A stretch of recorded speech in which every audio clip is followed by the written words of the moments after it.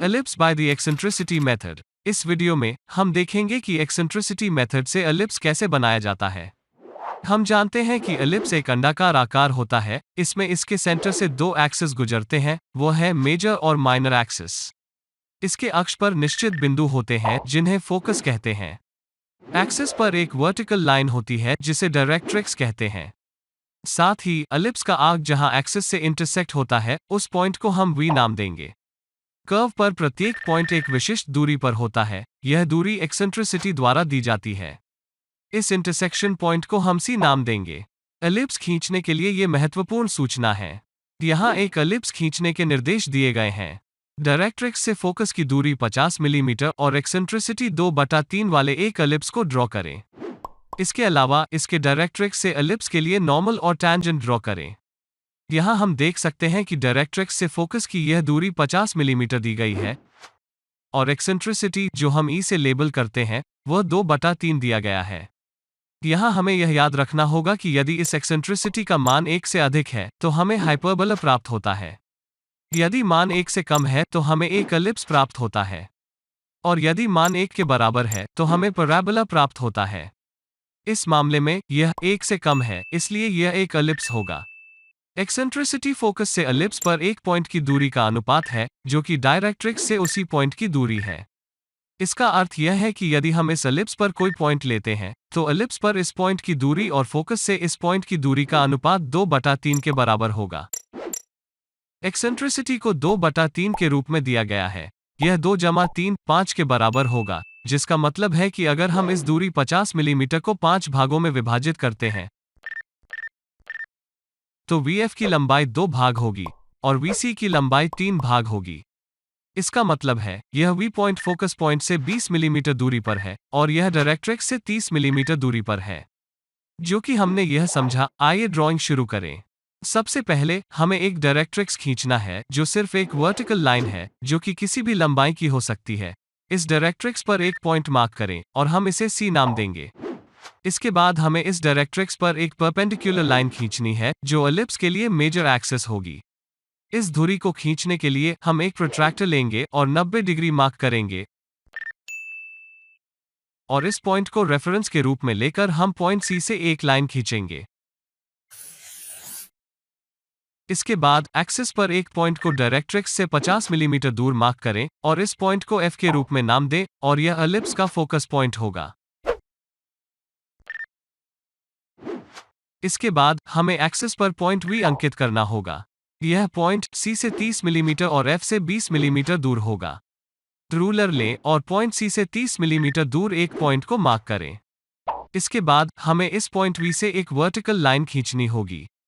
एक vertical line खींचने के लिए हम एक रोलर स्केल का उपयोग करेंगे और इस लाइन को रेफरेंस के रूप में लेंगे और रोलर स्केल को पॉइंट V पर ले जाएंगे और कुछ लंबाई की एक वर्टिकल लाइन खींचेंगे। इसके बाद एक कंपास लें और यह VF दूरी लें और इस दूरी का उपयोग करके V से गुजरने वाली इस वर्टिकल लाइन पर एक आर्क काट लें और इस सेंटर के पॉइंट को E के रूप में मार्क करें। इसके बाद पॉइंट C और E से गुजरने वाली एक लाइन खींचें और इस लाइन को एक्सटेंड करें। हमें एक प्रोट्रैक्टर लेने की जरूरत है और इसे इस पॉइंट F पर रखना है और एक पॉइंट को 45 डिग्री पर मार्क करना है। इस पॉइंट को रेफरेंस मानकर पॉइंट F से एक लाइन खींचिए। यह इंटरसेक्शन पॉइंट हमें एलिप्स का दूसरा पॉइंट मेजर एक्सिस पर देगा। इस पॉइंट से एक वर्टिकल लाइन खींचें।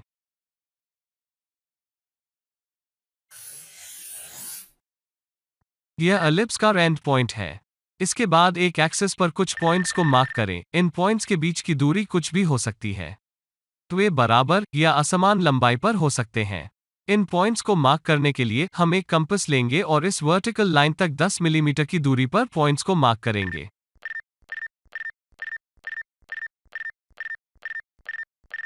इन पॉइंट्स के लिए नामकरण करें 1, 2, 3 और इसी तरह 12 तक। इन पॉइंट्स को प्राप्त करने के बाद हम प्रत्येक बिंदु पर एक वर्टिकल लाइन खींचेंगे, जैसे कि वे इस झुकी हुई लाइन को स्पर्श करें। ये लाइंस ड्राफ्टर या रोलर स्केल का उपयोग करके खींची जाती हैं। इस लाइन को रेफरेंस के रूप में लें और सभी पॉइंट्स पर वर्टिकल लाइंस खींचें।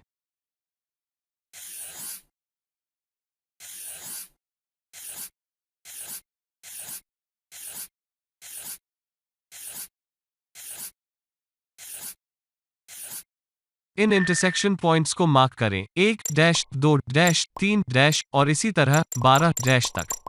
इसके बाद कंपास लें, इस लंबाई को 1 डैश के बीच लें और F को सेंटर के रूप में उपयोग करके इस वर्टिकल लाइन के दोनों किनारों पर 1 डैश काट लें।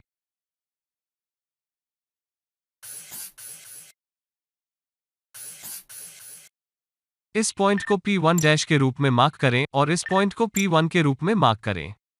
इसके बाद इस लंबाई 2 डैश को कंपास पर लें और F को पॉइंट के रूप में उपयोग करके वर्टिकल लाइन 2 डैश पर आर्क काट लें।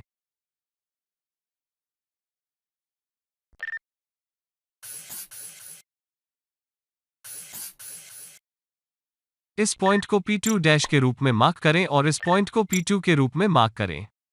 इसी तरह सभी लंबाई के लिए करें।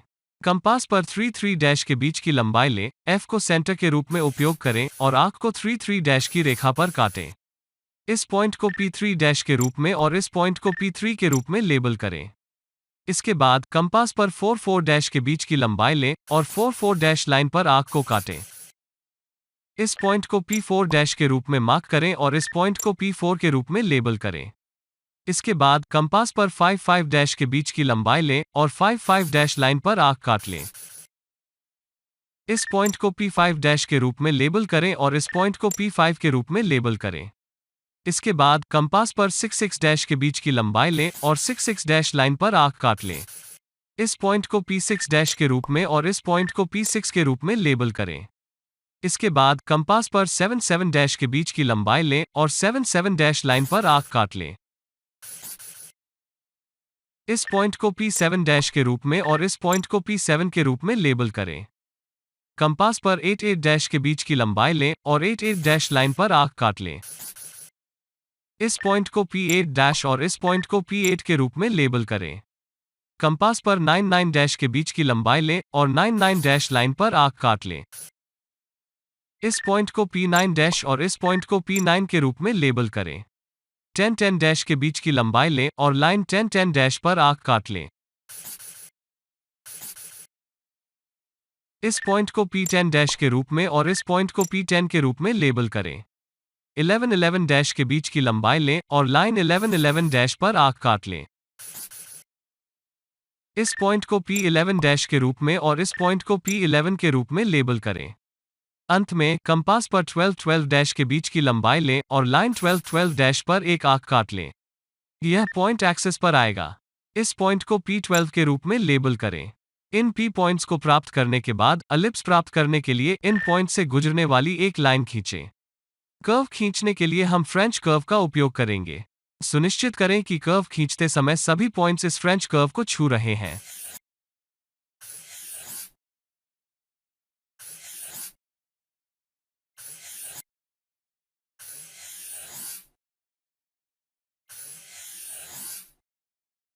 एक्सेंट्रिसिटी मेथड का उपयोग करते हुए यह अंतिम एलिप्स है। इसके बाद हमें डायरेक्ट्रिक्स से 75 मिलीमीटर के पॉइंट पर एक टैंजेंट और एक नॉर्मल को ड्रॉ करने की आवश्यकता है। ऐसा करने के लिए हमें एलिप्स पर एक पॉइंट को मार्क करने की आवश्यकता है, जो कि डायरेक्ट्रिक्स से 75 मिलीमीटर दूर है। रोलर स्केल का उपयोग करके इस हॉरिजॉन्टल लाइन को रेफरेंस के रूप में लेते हुए हम देख सकते हैं कि यह दूरी 75 मिलीमीटर है। सुनिश्चित करें कि रोलर स्केल का शून्य डायरेक्ट्रिक्स पर है। अब रोलर स्केल को ऊपर ले जाएं और देखें कि कर्व पर 75 मिलीमीटर कहां आ रहा है। हम देख सकते हैं कि इस पॉइंट पर 75 मिलीमीटर आ रहा है। इस पॉइंट को P के रूप में लेबल करें। कर्व पर इस पॉइंट की दूरी डायरेक्ट्रिक्स से 75 मिलीमीटर है। हमें इस पॉइंट P पर टैंजेंट और नॉर्मल खींचना है। एक टैंजेंट लाइन खींचने के लिए इस P पॉइंट को F पॉइंट के साथ एक लाइन से मिलाएं। इसके बाद इस PF पर एक परपेंडिकुलर लाइन खींचिए। परपेंडिकुलर लाइन खींचने के लिए एक प्रोट्रैक्टर लें, इसे इस पॉइंट पर रखें। सुनिश्चित करें कि पॉइंट F प्रोट्रैक्टर के सेंटर में मेल खाता है और 90 डिग्री मार्क करें। इसके बाद इस पॉइंट को रेफरेंस मानकर पॉइंट F से डायरेक्ट्रिक्स की ओर एक लाइन खींचे और इस पॉइंट को T के रूप में लेबल करें। अब पॉइंट T और P से गुजरने वाली एक लाइन खींचिए। यह लाइन कर्व के लिए टैंजेंट लाइन होगी। इसके बाद इस टैंजेंट पर एक परपेंडिकुलर लाइन खींचें जो कर्व के लिए नॉर्मल होगी। ऐसा करने के लिए प्रोट्रैक्टर लें, इसे टैंजेंट पर रखें और प्रोट्रैक्टर पर 90 डिग्री का निशान लगाएं। अब एक लाइन खींचिए जो P और इस पॉइंट से गुजरती है। यह लाइन कर्व से नॉर्मल है। मुझे आशा है कि आप समझ गए होंगे कि एक्सेंट्रिसिटी मेथड का उपयोग करके एक एलिप्स कैसे बनाया जाता है। अगर इस वीडियो ने आपको समझने में मदद की है तो लाइक बटन पर क्लिक करें, और यदि आप मेरे चैनल ADTW लर्न हिंदी पर नए हैं तो सब्सक्राइब बटन पर क्लिक करें ताकि आपको मेरे सभी लेटेस्ट वीडियोस मिलें।